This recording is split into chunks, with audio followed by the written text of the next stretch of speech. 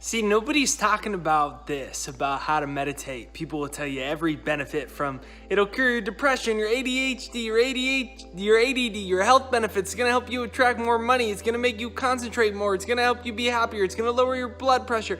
It's like you could just Google meditation benefits and find 9 million of them. But what nobody talks about is, I think, the most important thing if you want to be able to use enlightenment, if you want to be able to use meditation to tap into a deeper level of enlightenment, if you want to be able to use meditation for the maximum benefits. This is Jake Dusu with JakeDusu.com, and I kind of figured this out I went to a monastery in Thailand. I meditated for like 10 to 14 hours a day for a few weeks, and I kind of just started realizing that this is what nobody tells you about how to meditate. Let's dive right into this video.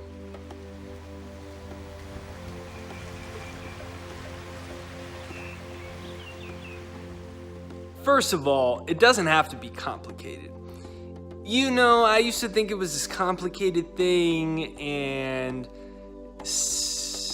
the mind gets involved, right? And the mind thinks that there is a certain technique you have to do, right? Like whether it's transcendental meditation or you have to do this, you have to do it this way.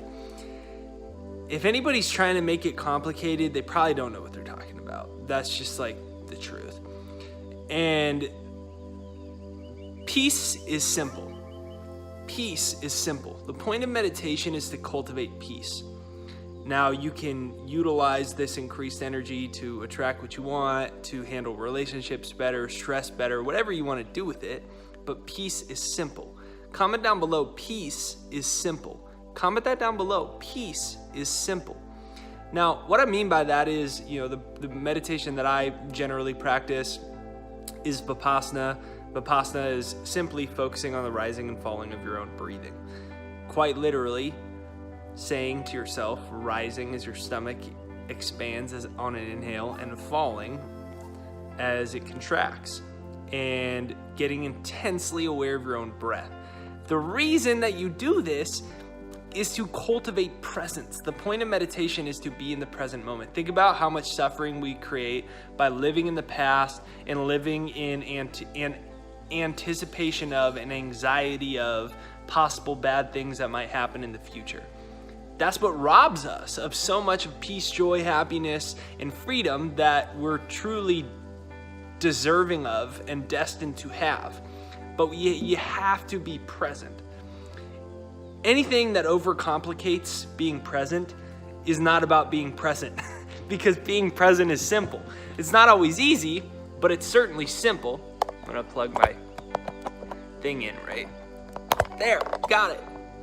So the whole point of meditation is focusing on the rising and falling of your breathing, or better yet, cultivating presence. So you don't need to sit. One time someone told me that unless you sit like a monk in full lotus pose, you cannot meditate properly or be enlightened. Man, you're out of your mind. It doesn't matter how you, I think sitting's probably the best position, but it really doesn't matter. If lying down is what's best for you, lie down. There's such a thing as walking meditations too. The whole point is to just get comfortable and cultivate peace and get present. So right now, just for a moment, go like this. Rising with your own breath as you inhale. Go rising, falling. And do this a few times. Inhale, exhale. Go like this. And then go rising. Feel your shoulder blades relaxing. Falling. Breathing in, breathing out. Wasn't very hard, was it? Now imagine if you do that for 5 minutes. Imagine if you do that for 10 minutes. Imagine if you do it for 3 minutes twice a day for the rest of your life. You're going to feel better. That's the only purpose of meditation. Feel better, cultivate more presence so you can apply that energy into the rest of your life. Anyone that wants to complicate it, or a voice in your head that thinks you can't meditate and you're waiting because you need to learn a million techniques, just start today. Start today by focusing on the rising and the falling of your own breath. Remember, peace is simple. Comment that down below. Peace is simple. Number 2, it starts when you get uncomfortable. Yeah, I don't want to hear that, huh? So it starts when you get uncomfortable. Why? Because that's when you have to let go. Meditation's teaching you how to let go, it's teaching you how to surrender, and it's teaching you how to be present. So the mind immediately wants to go, dude, I got like 786 things to do today. And besides, dude, I forgot to put the toilet seat down, dude. Someone's gonna like come into the bedroom, they're gonna get mad. I need to go do that right now. And it like comes up with any excuse it can for you not to meditate. And so the purpose of meditation is what?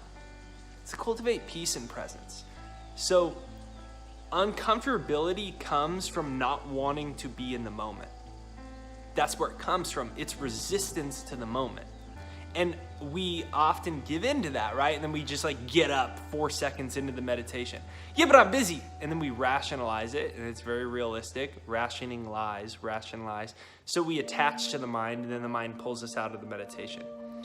So the whole purpose is when you feel a little bit uncomfortable, when your traps get a little bit tight, when you remember you forgot to call somebody, or you're pretty sure your dog just ate your homework and you need to double check to make sure it didn't eat it, you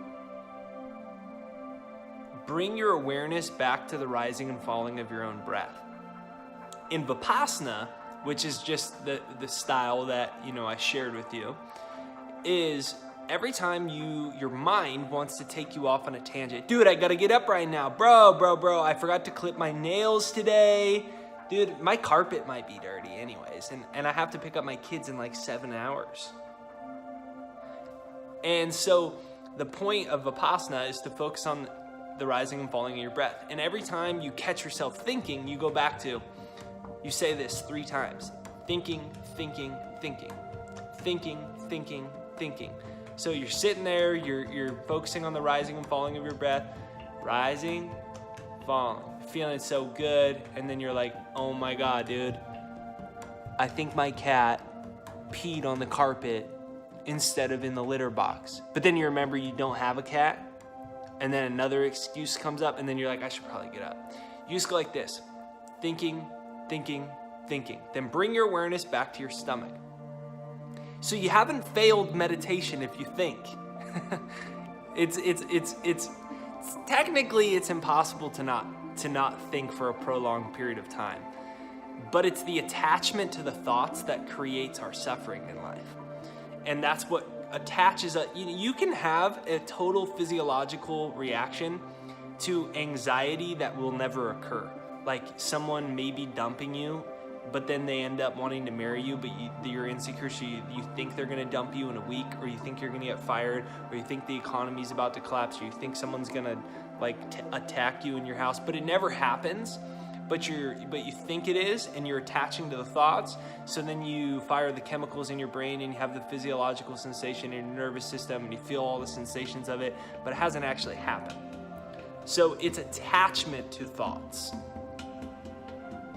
especially thoughts that are bringing you out of anything other than peace, harmony, joy, success, positivity, abundance, prosperity.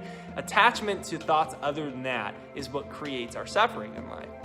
So the whole practice is when you get uncomfortable and you want to get up, that's when you make the most progress, because that's when you get present. It's the same. Muhammad Ali used to say that I don't start counting my push-ups until I get tired. I don't start counting my sit-ups till I get tired.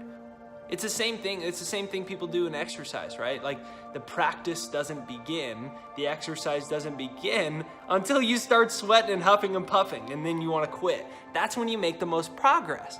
Well, the reason that's so in meditation is because that's when the monkey mind is starting to go the most crazy. And that's when you have the best time and the best ability in order to practice presence. When the mind is going crazy and it wants you to get up, or it's telling you, my neck or my dog or whatever or you say, it's too loud today to meditate anyways. My 7 houses down, I think they just flushed the toilet and it's pretty loud. So I need to get up. That's the best time, is when the monkey mind's going, because then you could see it for what it is. Most people's problem in life is they don't notice that they are not their thoughts. They are not their thoughts. Your thoughts create reality, but you are not your thoughts. You're the awareness behind that. You're the soul behind that. But people don't know they're not their thoughts, so they believe everything they think. And meditation, without distractions, without your phone going off, without something going on, that's the time when you can observe your thoughts, and you often get to see the ludicrous nature of most of them.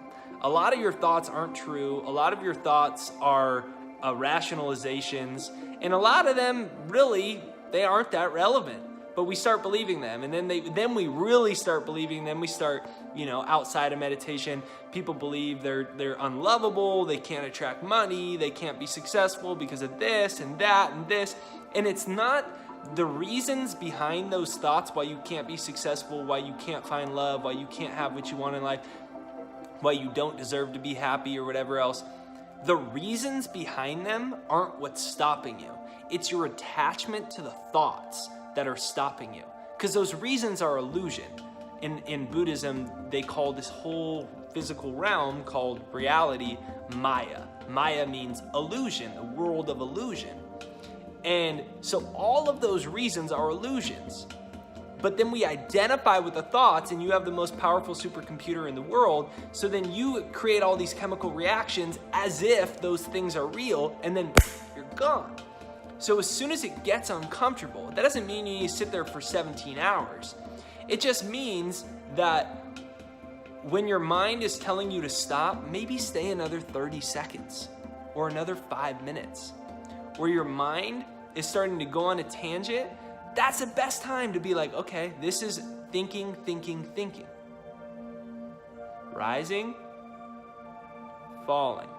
And as you keep going back to thinking, as you keep going back to the rising and falling of your breath and becoming more present, what you discover is a lot of the way that your mind works, most specifically how it's inhibiting you and blocking you from attracting what you want, having the peace you want, and the happiness you want. But we're generally moving so fast, and there's so much stimulation and distraction that we can't discover the true nature of our own thoughts. And psychologists say 70% of your thoughts are negative and redundant.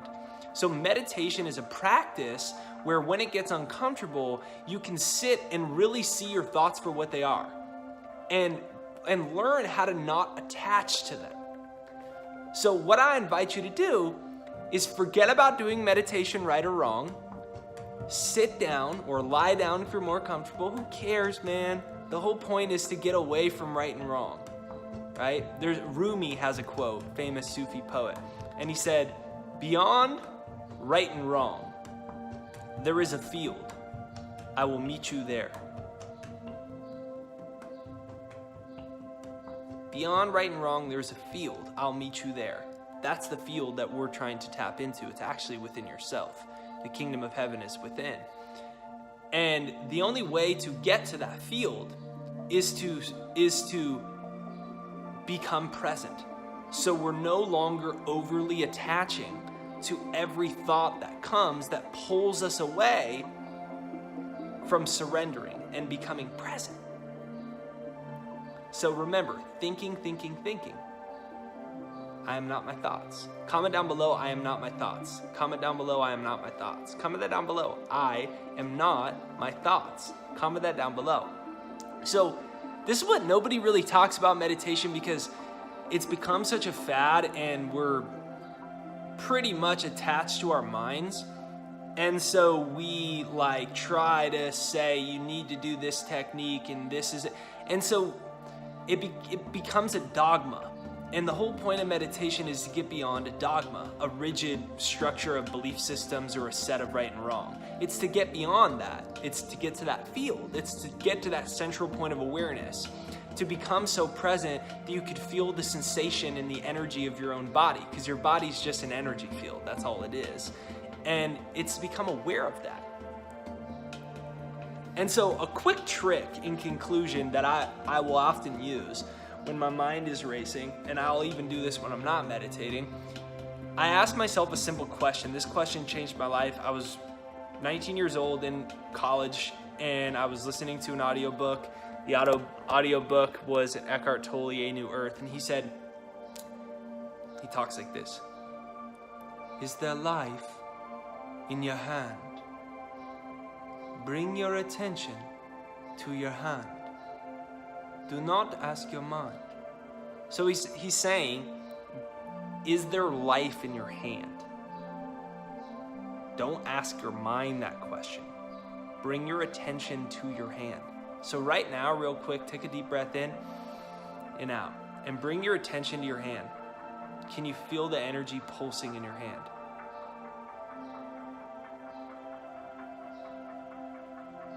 Breathing in and out. Can you feel the energy pulsing in your hand? Now bring your attention to your other hand. No, I said your other hand. Just joking. Bring your attention to your other hand. Rising and falling. Now bring your attention to your foot.